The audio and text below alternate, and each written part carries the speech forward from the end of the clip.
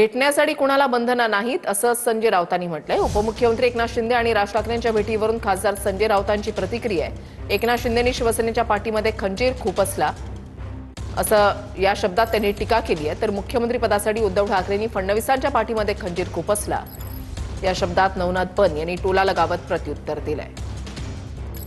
मला प्रश्न विचारला, त्यांचे प्रश्नाचे उत्तर मी कसा देऊ?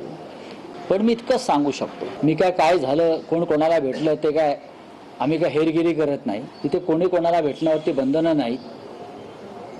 पण एकनाथ शिंदे या प्रवृत्तीविरुद्ध आमचं टोकाचं भांडण आहे। एकनाथ शिंदे यांनी शिवसेनेच्या पाठीत खंजीर खुपसला। जे नंदनवन तुम्ही सांगताय ते शिवसेनेच्या चोरीतून आणि धनुष्यबाणातून चोरीतून निर्माण झालेलं नंदनवन, एवढंच मी सांगतो। त्यांनी त्यांची भूमिका मांडली असेल तुमच्याकडे तर तुम्ही त्या संदर्भात चिंतन करा।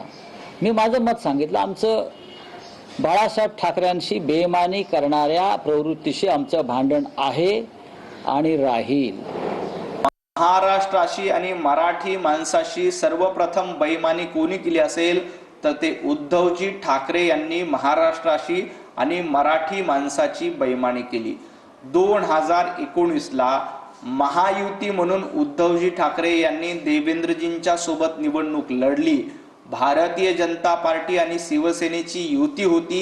युती म्हणून आम्ही जनतेची मतं मागितली, परंतु फक्त आणि फक्त मुख्यमंत्री पदाच्या खुर्चीसाठी भारतीय जनता पार्टी आणि देवाभाऊंच्या पाठीमध्ये खंजीर खुपसण्याचं काम उद्धवजी ठाकरे तुम्ही केलं।